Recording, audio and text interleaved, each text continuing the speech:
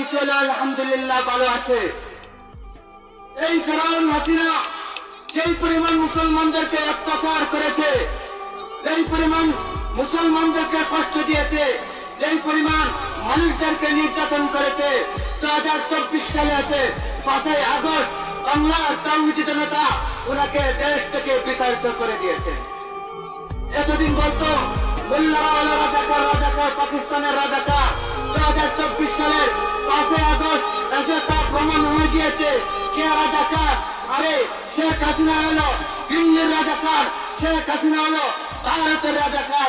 5ই August প্রমাণ হয়ে গিয়েছে। আপনি বলতে পারেন শেখ হাসিনা সে তো একজন মুসলমান, সে ফেরাউন নমরুদ আবু জাহেল হলো কেমনে করে? আমি বলছি ফেরাউনের নামও কোরআন শরীফের মধ্যে আছে, আবু জাহেলের নামও আছে, আবু লাহাবের নামও আছে, নমরুদের নামও আছে। আপনি এখন বলতে পারেন হাসিনার নাম তো নাই কোরআন শরীফের মধ্যে, তাহলে আপনি কেন তাকে বললেন ফেরাউন?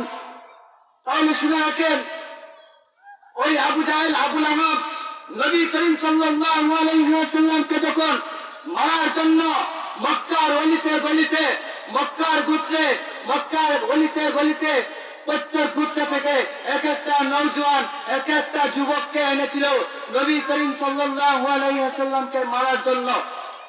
সবাইকে এনেছিল, কিন্তু আবু জাহেল তো ছিল চালাক। আবু জাহেল তার গোত্রের সবাইকে বলেছিল মুহাম্মদকে তুমি দিন রাত্রে মারতে পারবে না, বরং সকাল হলে মুহাম্মদকে মারবে।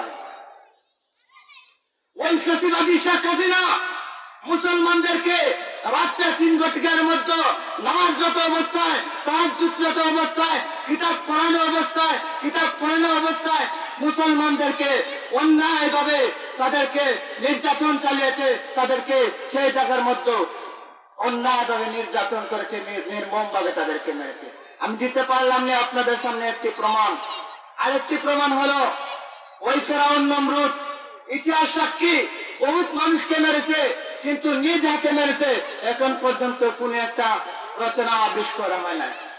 ওই ফ্যাসিবাদী শেখ হাসিনা সরকার সে নিজ হাতে মানুষদেরকে জবাই করেছে, সে নিজ হাতে মুসলমানদেরকে জবাই করেছে।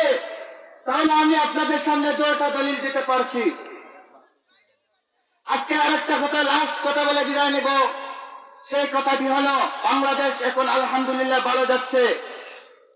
আমি দলের নামটা নাই বলি, আপনারা চিনে নেবেন। সেই দলের মহাসচিব বলে কোরআনের সাথে রাজনীতির কোন সম্পর্ক নাই। আরে কোরআনের সাথে যদি রাজনীতির সম্পর্ক নাই থাকতো, তাহলে হযরত মুহাম্মদ সাল্লাল্লাহু আলাইহি ওয়াসাল্লাম রাজনীতি করতেন না। যদি কোরআনের